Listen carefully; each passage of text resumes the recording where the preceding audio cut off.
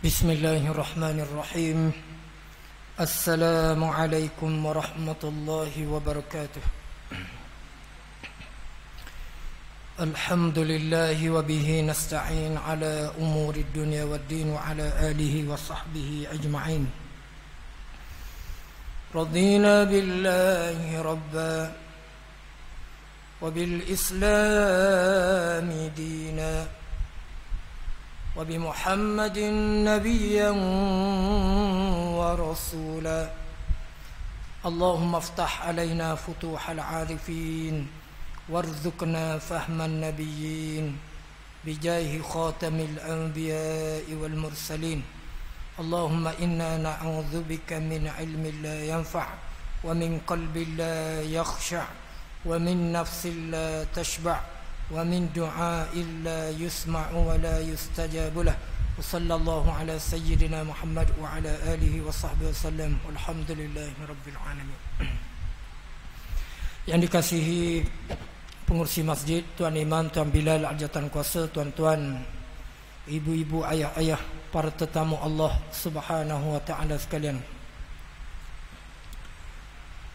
Pertamanya pada waktu maghrib yang penuh dengan kemuliaan ini, sekali lagi Allah Subhanahu wa taala memberikan ruang dan kesempatan kepada kita untuk kita terus menghuni muka bumi Allah Subhanahu wa taala ini. Dan syukur kepada Allah Subhanahu wa taala, Allah taala dia bawa kita, diberikan kekuatan kepada kita untuk kita tinggalkan kerja kita, kita tinggalkan anak pinak kita, kita tinggalkan harta kita. Bila mana azan berkumandang, kita menuju pada satu tempat yang lebih baik daripada tempat-tempat yang lain, sekalipun tempat itu harga dia, rumah kita tu dekat dengan 1 juta. Pergi masjid, tuan-tuan rahmati Allah, sebenarnya itulah kejayaan yang besar. Bila mana seseorang itu dia tinggalkan harta dia, anak pinak dia, pergi menuju ke satu tempat yang paling mulia di atas muka bumi Allah, iaitulah masjid Allah Subhanahu wa taala. Tengah di kalangan kita waktu maghrib, bos dah molek dengan orang azan, pasal malam.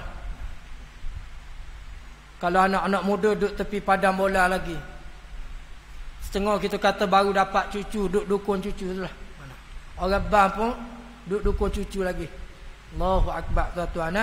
Jadi alhamdulillah diberikan kekuatan kepada kita. Moga-moga saudara-saudara kita di luar sana pun bila mana dengar orang berkuliah dekat masjid, tuan-tuan rahmati Allah, dia pakak datang hadir duduk rumah Allah.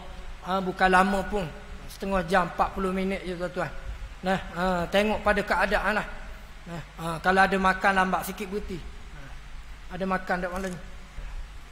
Tuan-tuan sekalian, kalau tak ada makan, kita isyak tu berhenti selalu. Kuliah ni tak boleh lama. Baik tuan-tuan yang dimuliakan oleh Allah Subhanahu wa taala sekalian. Sebab tu semayang-semayang ini ataupun solat, satu perkara yang paling utama di sisi Allah Subhanahu wa taala yang akan dihisap paling awal sekali, apa dia? Iaitulah semayang. Sebab tu amalan solat kita ni adalah amalan ataupun perbuatan daripada malaikat-malaikat.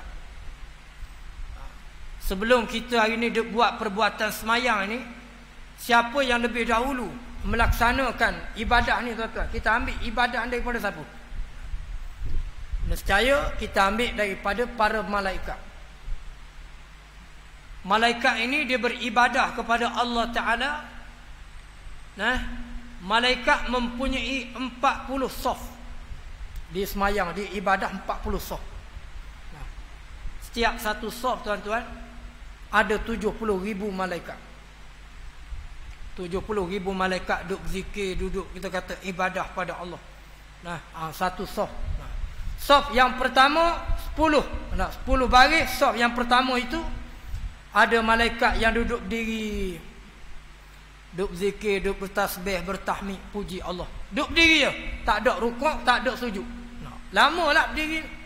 Bukan duduk saja berdiri, duduk memuji Allah. Kemudian saf yang kedua, Tadi 10 saf, yang ni 10 saf lagi. Satu saf tadi 70,000 malaikat. Saf yang kedua ada malaikat yang kerja dia apa dia? Rukuk je kerja dia. Tidak ke tak? Tak. Sujud ke tak? Tak. Duk rukuk saja. Oh lama tuan-tuan. Nak 1000 tahun lah. Malaikat ni. Masuk pula saf yang ketiga. 10 saf pula. Barisan yang seterusnya. Malaikat hak ni kerja dia sujud saja. Bengah tak kepala, tak bengah. Sujud sama. Disebut dalam kitab dia kata malaikat ni waktu dia sujud, sujudlah. Satu ketika dia angkat kepala dia, angkat jugalah. Angkat juga. Sebab tu dalam semayang kita tengok kita sujud, lepas tu kita bangun tak, kita angkat kepala kita. Kenapa dia ada sejarah dia? Waktu malaikat sujud, dia dengar Nabi SAW bagi salam, lalu malaikat dia angkat kepala. Dia angkat kepala jawab salam Nabi, kemudian dia sujud pula. Macam dalam semayang kita lah, 2 kali sujud. Ketua-tua sekali dia sujud. 2 kali. 2 kali. Dia tengok Nabi, dia tengok Rasulullah sallallahu alaihi wasallam, dia jawab salam, dia pun sujud pula. Lepas tu satu malaikat lagi, 10 baris yang seterusnya, yang terakhir. Malaikat ni kerja dia duduk antara 2 sujud saja. Allahu Akbar. Hak berdiri. Hak rukuk. Hak sujud. Allahu Akbar. Last sekali duduk antara 2 sujud. Allahu Akbar. Jadi tuan-tuan rahmati Allah Subhanahu wa taala, Allah Taala muliakan umat Nabi sallallahu alaihi wasallam. Setiap perbuatan malaikat yang dia sujud ni 1000 tahun lamalah sujud ni. Lalu diletakkan perbuatan-perbuatan ibadah malaikat ini letak dalam semayang kita. Sebab tu dalam solat kita ada yang berdiri, ada yang rukuk, ada yang sujud, ada yang duduk di antara 2 sujud. Perbuatan malaikat lah yang kita ambil tu hari ni tuan-tuan. Dan pahala besar. Walaupun kita semayang 2 rakaat, pahalanya sangat besar di sisi Allah Ta'ala. Tengok semayang subuh 2 rakaat je. Walaupun 2 rakaat, jarang orang boleh bangun. Betul tak? Kakak terbabah semua. Pukul 11. Allahumma hadina fi man hadait. Pukul 11 pagi. Telajak tuan-tuan. Ni jarang orang yang dapat. Orang yang dapat laksana 2 rakaat je, walaupun 2 rakaat, pahala sangat besar. Jadi betullah tuan-tuan rahmati Allah Subhanahu Wa Taala, kita ada suami yang suka solat, isteri yang suka solat, anak yang suka solat tuan-tuan. Ni solat ni barang penting tuan-tuan. Saya nak sebut cerita keadaan yang berlaku di zaman kita sekarang. Kita kuliah umum je lah malam ni tuan-tuan. Sebab kita ni pengganti saja malam ni. Nak gambarkan kepada kita tuan-tuan ibu-ibu sekalian, masyarakat kita ini bila jauh dengan semayang, kadang-kadang benda hak tak terfikir dalam kepala kita akan berlaku. Tuan-tuan tengok dalam akhbar 2 hari lepas, ada seorang perempuan mati kena tikam.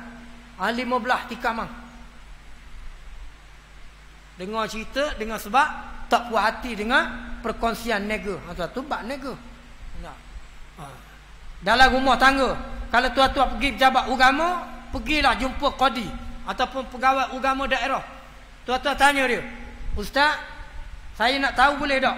Lagu mana maklumat kes perceraian di kawasan sekian. Kawasan saya ni lagu mana Ustaz?" Tanya. Terak tanya. Kadang-kadang tuan-tuan benda-benda hak kecil je dia boleh berlaku cerai berai.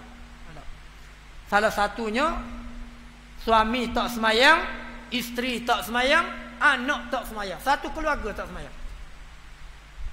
Kita alhamdulillah tuan-tuan, walaupun kita ni Allahu Akbar gaji 1,500 je, ada. Tapi alhamdulillah isteri kita ada isteri, tak payah suruh isteri semayang, dia reti dah. Oh nikmat tuan-tuan. Tunggu. Anak kita sama juga. Mengaji tak pandai mana, tapi bab semayang dengar orang azan, dia gatih basikal mari masjid. Payah nak cari tuan-tuan.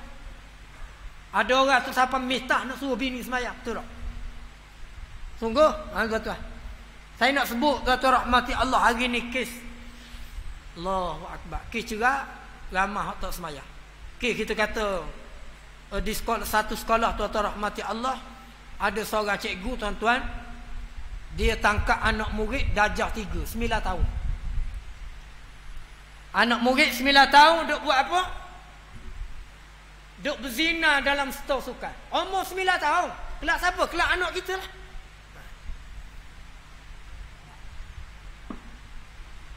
Kejut cikgu tuan-tuan. Lalu bila dia tangkap anak murid umur 9 tahun tadi, dia telefon pada penjaga. Assalamualaikum puan, dia kata, saya nak beritahu, saya nak apa ni, nak cakap sikit tuan-tuan tentang masalah. Tentang masalah anak puan ni. Tadi saya tangkap anak puan duk buat begitu begini di dalam stol sukan. Saya minta puan ni mari sekolah, kita nak bincang. Lalu si ibu tadi dia pergi sekolah. Bila dia pergi tuan-tuan, cikgu pun cerita lah. Cerita gini. Lalu akhirnya cikgu ni kata apa? Dia kata, minta maaf puan, saya nak tanya, anak puan ni dia belajar kat mana benda hak begini? 9 tahun tuan-tuan. Kita waktu kecil-kecil dulu 9 tahun tak tahu tak benda ni. Tak tahu tuan-tuan. Main nikah. Main pondok-pondok biasa dah. Tapi hari ni 9 tahun dah reti semua dah. Tengok anak kita, cucu kita lah. Anak umur 5-6 tahun tu, pandai dah telefon. Tu tak? Pandai pada tu lagi. Laju tuan-tuan ni. Nak buka YouTube dia tahu dah. Dia nak tukar daripada lagu ni, nak ambil lagu ni, dia tahu. Tok tak tahu tuan-tuan. Tok 3210 pakai. Telefon lama tu kan. Ada. Skrin kuning dah. Tuan-tuan mati Allah. Cucu ni pakai telefon mahal. Ada. Hebat. Ayah tidur dah, mak tidur dah, anak duduk dengan telefon lagi. Dia rosak habis tuan-tuan. Lalu si ibu tadi tuan-tuan, bila cikgu tanya begitu, belajar kat mana benda-benda begini, cikgu tu jawab macam mana? Dia kata mak tu jawab kepada cikgu, dia kata apa? Dia kata, anak saya kalau ada masa luang, masa kosong, dia kata, anak saya selalu tengok video lucah, dia kata. Ganas sungguh. Sebab tu kita minta pada Allah Ta'ala, berdoa tuan-tuan rahmati Allah, semoga anak-anak kita, cucu cicit kita, generasi kita, Allah Ta'ala jadikan mereka ini orang yang suka semayang tuan-tuan. Sebab tu ada satu doa, mungkin tuan-tuan boleh baca doa ni lepas daripada solat fardu kita, minta dengan Allah Ta'ala supaya dijaga keturunan kita daripada benda-benda yang kita tak mahu dan juga dibenci oleh syarak. Ada satu doa. Saya baca, tuan-tuan ikut Bismillahirrahmanirrahim. Kuat sikit tuan-tuan, tak makan nasi lagi ni. Bismillahirrahmanirrahim. Allahumma la tada' fina syaqiyya wala mahruma. Tuan-tuan, ni doa ni, Allahumma la tada' fina syaqiyyan wala mahruma. Kita baca doa dia supaya Allah Ta'ala jauhkan kita daripada benda-benda yang dibenci lah. Lepas semayang kita baca doa. Ingat dah tu? Dah ingat. Lepas ni boleh jumpa kita lah. Lepas semayang ni, ambil suara kita ke, rekod ke lagu mana ikut anda lah. Tuan-tuan. Balik rumah apa? Balik rumah apa sekejap je ni. Nak kalau orang jenis pandai buat lagu, kamu dah ingat tuan-tuan. Rekod suara kita, balik rumah apa. Suara RM5, insya-Allah boleh. Lagu, buat lagu tuan-tuan. Kita buat contoh selawat tafrijiyah. Buat dalam bentuk lagu. Mudahlah ingat. Kalau kita buat dalam bentuk dikir barak. Dikir barak sekali malam ni boleh ke? Allahumma salli salatan kamilatan wa salim salaman taman ala sayyidina Muhammadin alladhi tanhallu bihil uqadu wa tanfariju bihil qurabu wa tuqda bihi hawaiju. Gitu loh tuan-tuan. Jadi kalau buat lagu, dia kamu dah ingat lah. Tak kira lah macam mana pun hafal tuan-tuan. Tadi kita sebut tu pendek je, bukan panjang pun. Kita baca doa tu, Mudah-mudahan Allah Ta'ala selamatkan kita. Sekarang ni kita berada di penghujung kita kata zaman. Fitnahnya sangat banyak tuan-tuan sekalian. Kita tengok hari ni lah perang di Palestin. Perang di Palestin pagi, petang, siang, malam tuan-tuan. Kadang-kadang ada juga di kalangan kita perang sokmo. Perang sokmo. Jangan main-main tuan-tuan. Ni keluar fatwa pula daripada ulama-ulama tuan-tuan. Dia kata hari ni umat Islam kena pergi dah ke Palestin, kena pergi berjuang. Wajib dah tuan-tuan. Kenapa? Seinci demi seinci Yahudi ni dia nak ambil tanah orang Islam di Palestin, menyebabkan tuan-tuan rahmati Allah, ramai di kalangan kita yang terkorban. Allah, kita tengok video sedih. Allahu Akbar. Ada 2 orang adik-beradik budak perempuan. Ni sekarang ni di Palestin musim sejuk tuan-tuan, sejuk. Kalau musim sejuk sungguh lah. Kadang-kadang sampai negatif 2. Negatif 6, sejuk sungguh. Kita tengok satu video berlaku kepada 2 orang budak perempuan, umur lebih kurang 6 tahun 7 tahun gitu. Satu hari dia cerita, tuan-tuan ambil video dia. Dia cerita keadaan yang dihadapi oleh adik dia dan juga dia sendiri. Dia kata apa? Ayah aku tak ada dah, dia kata. Ayah aku syahid dah, mati dah. Baru je mati. Ayah aku ni waktu dia ada, dia kata, bila datang musim sejuk, ayah aku akan cari dengan kayu api, dia akan nyalakan kayu untuk panaskan badan aku. Ayah dia. Dan ayah aku juga, dia akan ambil selimut, menyelimuti badan aku. Tak nak bagi aku ni sejuk. Tapi ayah aku meninggal dah. Kena serang dengan askar Yahudi. Lalu bila meninggal aku tak tahu, esok lagu mana tak tahu. Siapakah yang akan ambil kayu api, panaskan badan aku dan akan selimut batang tubuh aku. Aku tak tahu dah siapa. Sedih sungguh tuan-tuan. Ada budak tuan-tuan sebab tak ada makanan, cari makanan dalam tong sampah. Kita ni Allah Ta'ala tak uji begitu tuan-tuan. Sebab tu kita tugas kita hari ni paling kurang sekalipun kita angkat tanganlah berdoa supaya Allah Ta'ala ni hancurkan musuh-musuh Allah, hancur lumatkan tentera-tentera kafir Yahudi ni yang jelas kita kata menjadikan Islam sebagai musuh. Betul lah tu Iman duk baca tak dirau. Dibaca doa kunut nazilah. Allahumma sallit alaihim kalban min kilabik. Tu Imam Mekah pun sama juga baca supaya Allah Ta'ala datangkan dengan anjing-anjing supaya digigit batang leher musuh Allah Ta'ala. Dan Nabi Sallallahu Alaihi Wasallam pun pernah berdoa begini. Kalau kita tengok tuan-tuan dalam sejarah Rasulullah, waktu mana menyampaikan dakwah bukan dengan jalan yang mudah.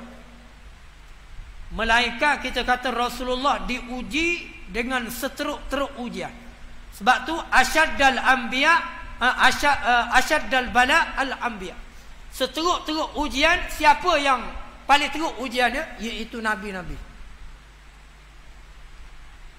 Nabi pernah kita kata dimusuhi oleh pak saudara dia. Siapa dia? Abu Lahab laknatullah. Siapa dia? Pak saudara dia. Bukan pak saudara saja, malah sepupu Nabi sendiri, anak kepada Abu Lahab. Yang pernah kita kata menikah dengan anak Nabi. Anak Abu Lahab 2 orang pernah menikah dengan anak Nabi. Sebelum turunnya surah apa dia? Surah apa ni? Al-Lahab. Tabbat yada abi lahabin wa tabb. Ma aghna anhu maluhu wa ma kasab. Sebelum turun ayat ni, 2 orang anak Nabi tu menikah dengan 2 orang anak Abu Lahab. Tapi bila mana turun ayat Al-Lahab tadi, lalu kata Abu Lahab kepada anak dia, kepala kamu dan kepala aku diharamkan. Haram. Maknanya kalau dia tak cerai anak Nabi, hubungan anak dan juga bapa terputus. Ini Abu Lahab.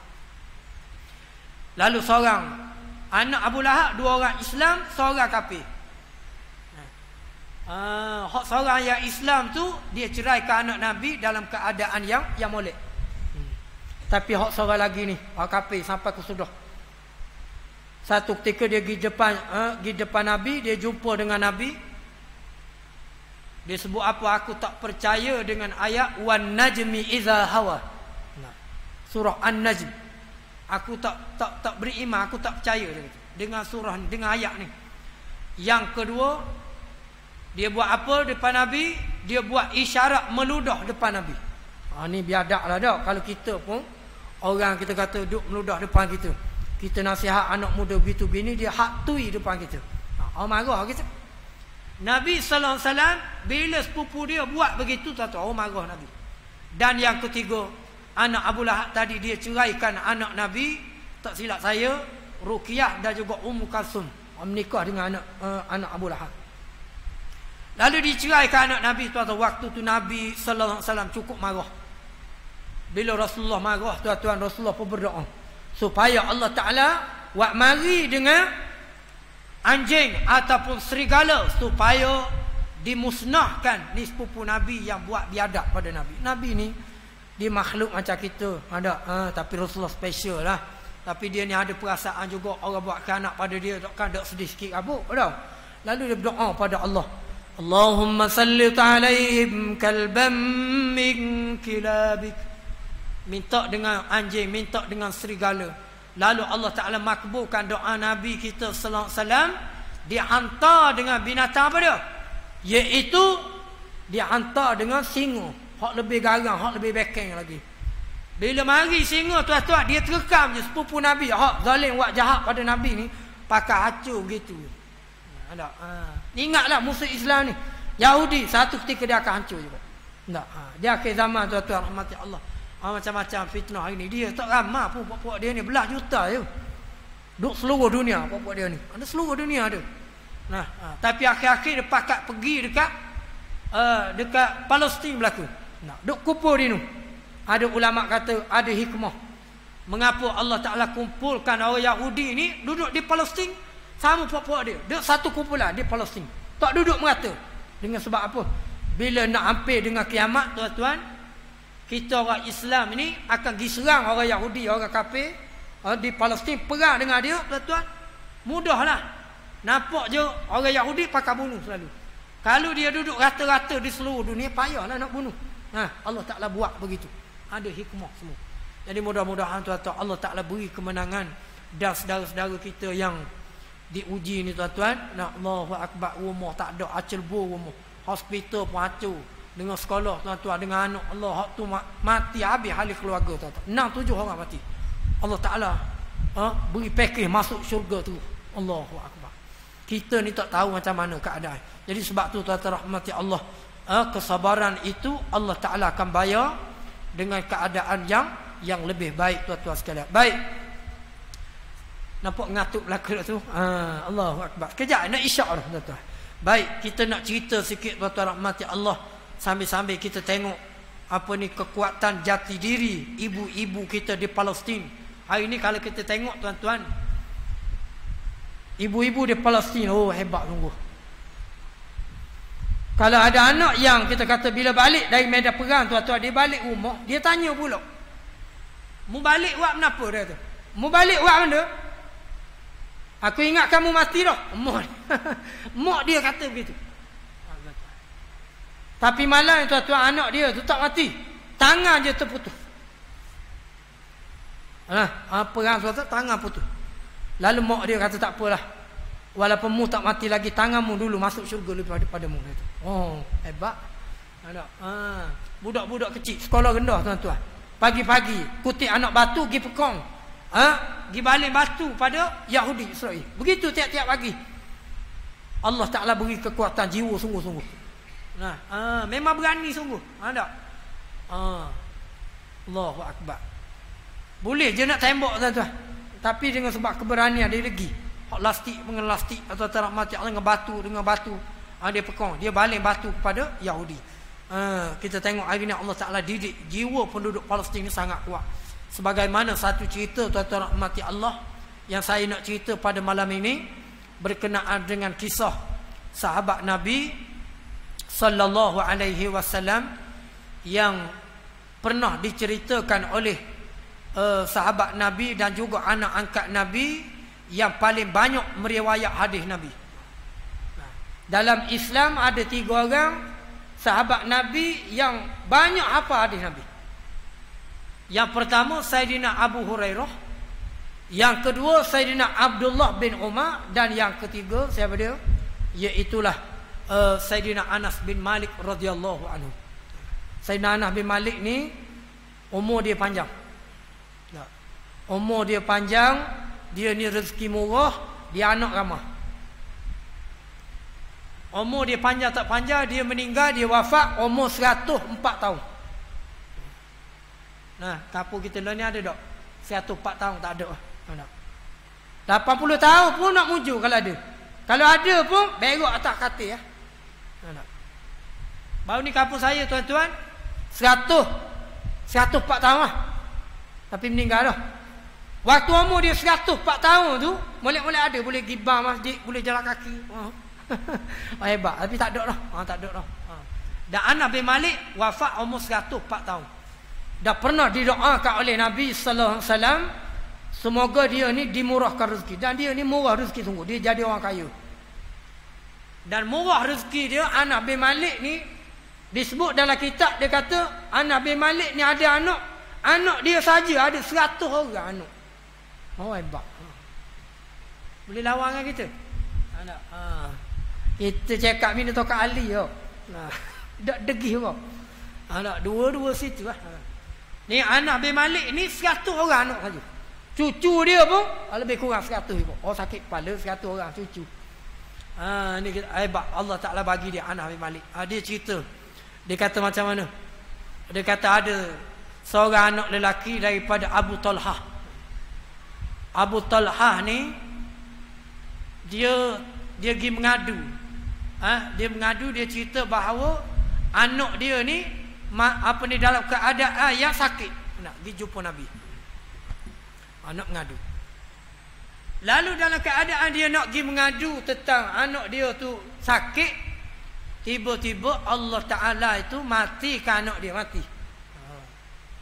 Jadi tak sempat tengoklah anak.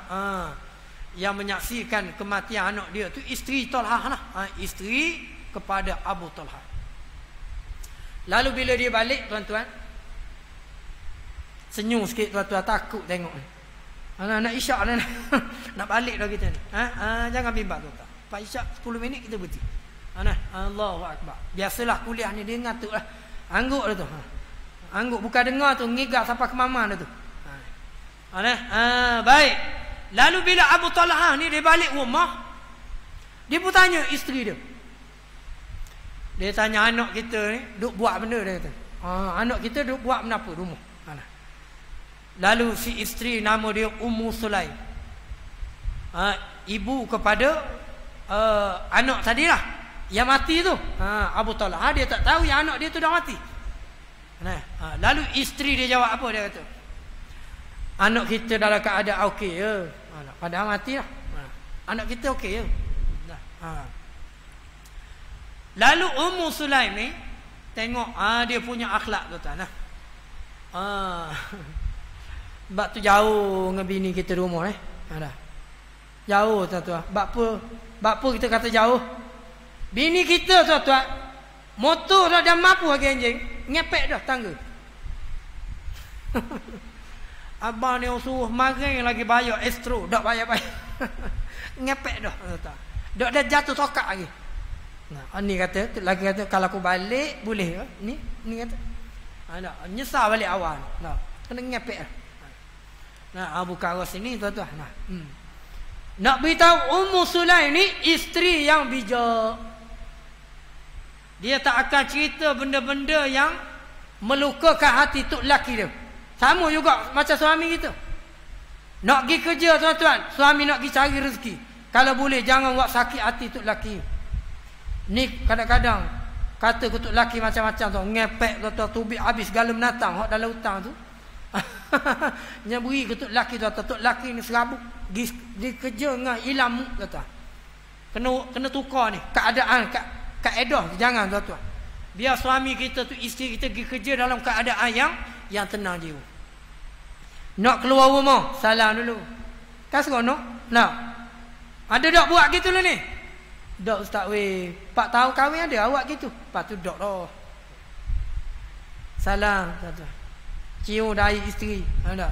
Cium dahi, cium mata, cium mata kiri pula, cium hidung, ada. Cium mulut, cium dagu. Cium belaka. Balik kalah cium pula 4 kali serta tuan-tuan. Itulah tanda kita kata nak erat sokmo. Nah. Hubungan kita kata suami isteri dalam rumah tangga tuan-tuan, dia ada 2 rahsia besar.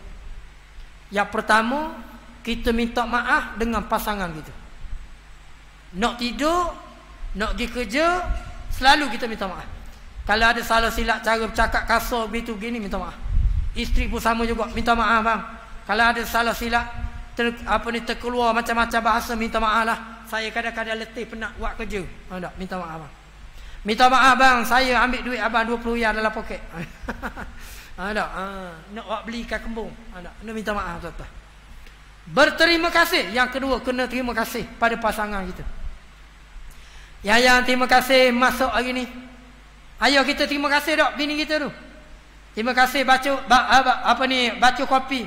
Terima kasih kita kata cuci pakaian kita. Terima kasih jaga anak. Terima kasih jaga harta. Terima kasih tuan-tuan. 2 ni je. Tapi walaupun nampak ringkas, payah juga nak buat. Jadi Ummu Sulaim, bila tok laki dia balik, dia tak cerita pun anak dia meninggal. Lalu dia pergi buat apa? Dia pergi masuk. Lekung-lekang dapur dak. Masuk tuan-tuan, ikan siakak 18 rasa. Masuk, nak bagi suami makan ni. Dia tak cerita lagi isteri meninggal. Isteri meninggal pula, anak dia meninggal. Lalu bila dah siap masak, dia pun hidang makan malam. Hidang makan malam pada tok laki dia. Lalu tok laki dia pun makan. Ni, siapa dia tadi? Iaitu Abu Talhah. Abu Talhah pun makan masakan yang dimasak oleh isteri dia tadi, Ummu Sulaim. Lalu dah habis makan, cerita dah lagi? Tak cerita lagi. Buat benda pula, bersetubuh pula dah. Isteri pakai comel-comel, ada berhias molek-molek, tidur dengan tok laki. Anak lagu mana? Tak cerita lagi. Tak. Tengok tuan-tuan. Macam mana isteri kita di rumah? Fikir sendiri ya. Tuan-tuan. Tengok dia punya perangai. Kita hari ni bini kita tembak tu dengar dah suara. Jalan raya tak jalan. Wah ngepek tuan-tuan. Ni kita kata Allahu Akbar. Ni. Tu lagi kata baik aku nikah dengan bisu dah tu. Ni, lalu tidur pula dengan isteri. Habis dah, selesai dah semua. Lalu tuan-tuan rahmati Allah, isteri dia pun cerita. Allahu Akbar. Barulah dia cerita yang kita kata anak dia ni meninggal. Tuan-tuan. Oh marah, Abu Talhah ni marah. Dia pun pergi rumah Nabi sallallahu alaihi wasallam. Dia cerita kepada Nabi tentang apa yang berlaku isteri dia ni. Dia balik rumah tuan-tuan rahmati Allah. Dah makan dulu. Dah bersetubuh dulu. Tak cerita lagi. Lepas tu baru cerita. Sepatutnya cerita dulu dah. Kita lain lah tuan-tuan. Tok laki tak balik, telefon tuan-tuan. Ni Abu Talhah dok gitu isteri dia. Sipang tuan-tuan. Tak mau kita kata menyedihkan suami dia. Tu dia. Baik. Lalu dia jumpa pada Nabi. Dia cerita, dia merayu ataupun dia mengadulah masalah. Lalu Nabi pun tanya, adakah kamu telah bermalam pengantin, yakni mengadakan hubungan jenis pada malam tadi? Nabi tanya. Mu tidur ke dengan isterimu? Tak. Bersetubuh ke? Dia tanya Abu Talhah. Lalu Abu Talhah jawab, iyalah. Ya ya Rasulullah. Lalu Nabi sallallahu alaihi wasallam pun berdoa kepada Allah. Sabda Nabi sallallahu alaihi wasallam, ya Allah, berkatilah untuk mereka berdua. Nabi berdoa. Untunglah orang berdoa, orang dapat doa daripada Nabi. Kemudian anak habis dah kita ni, bila Nabi sallallahu alaihi wasallam doa, lalu berkat doa Nabi lahirlah baby. Apa dapat baby? Dapat anak kecil. Kemudian Abu Talhah ni berkata kepadaku, Abu Talhah pesan kepada Sayyidina Anas bin Malik, dia kata apa? Bawa adikmu ini sehingga kamu datang dengannya kepada Nabi sallallahu alaihi wasallam. Nah, kemudian dikirimkan dengan apa dia? Dengan beberapa biji buah kurma. Lalu baby hak kecil tadi, Anas bin Malik disuruh oleh ayah dia bawa pergi jumpa Nabi supaya apa dia? Supaya ditahnik belah mulut. Tuan-tuan rahmati Allah. Nah, belah mulut. Macam biasalah tahnik, kita tahu dah kan. Cara dia macam mana? Kunyah buah kurma. Ada agak-agak hancur. Kemudian masukkan dalam kita kata mulut bayi. Dah letak dekat lelangit dia sambil kita baca doa. Nah, macam-macam lah duk buat tu. Begitulah keadaan yang kita duk buat hari ni. Lepas tu selawat ramai-ramai. Hak berjanji lah dah. Berjanji. Nak dulu. Dan ni nak cari orang berjanji payah lah. Jadi kita berjanji masa hak maulud baru ni. Orang Jepun buat berjanji. Berjanji.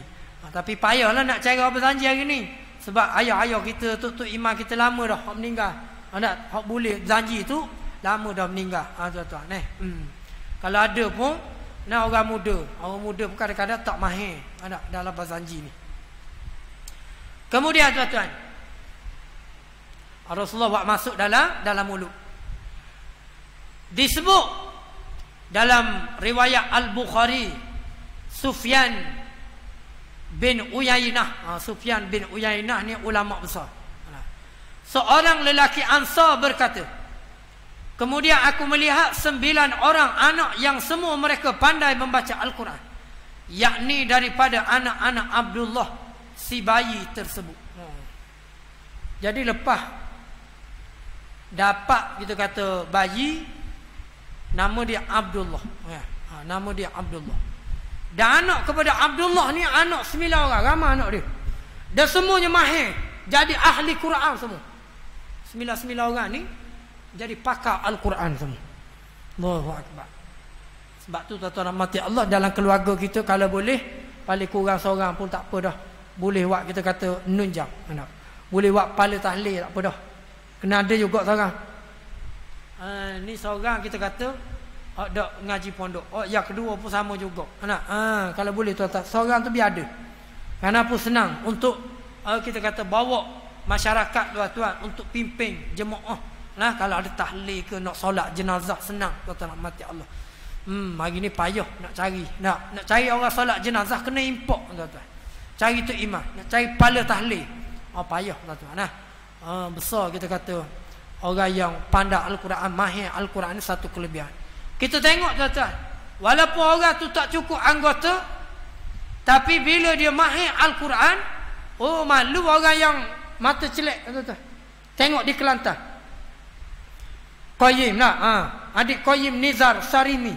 Hebat tuan-tuan. Ngaji taranum, 7 taranum boleh. Bayati boleh, sikah boleh, nahwan boleh, ras boleh, jiharkah boleh. Macam-macam lagu boleh. Mata tak nampak. Tiap-tiap hari dengar Al-Quran. Kalau dia baca Quran macam orang Arab dah. Kita tuan-tuan mata celek. 2-3 hari sekali baca. WhatsApp banyak baca. WhatsApp, Facebook gitu. Tuan-tuan, sebab tu Allahu Akbar, ruginya kita lah. Allah Ta'ala bagi cukup penglihatan, cukup anggota tuan-tuan. Jadi ketika ni ingat beberapa benda yang Allah Ta'ala akan soal kita di hari kiamat kelak tuan-tuan. Dalam kubur lagi Allah Ta'ala soal. Yang pertama umur kita. Kita guna ke mana umur kita. Yang kedua disoal anggota tubuh badan kita. Nak kaki tangan kita, akal kita. Nak ke mana kita guna. Kemudian ilmu kita. Ilmu tuan-tuan. Dari mana ilmu kita tu kita dapat.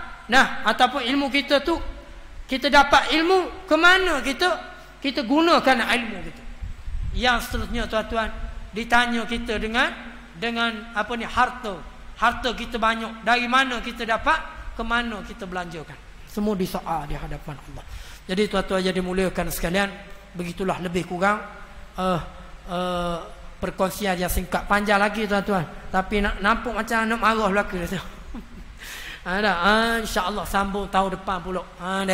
Jadi tuan-tuan sekalian, malam ni kita kuliah umum lah. Tuan-tuan sebut sikit bab Palestin, sebut sikit bab kita kata bab semayang, sebut sikit bab sahabat Nabi, Ummu Sulaim, ketabahan Ummu Sulaim dalam kita kata jaga rahsia, tak nak bagi suami ni resah, isteri yang sabar tuan-tuan.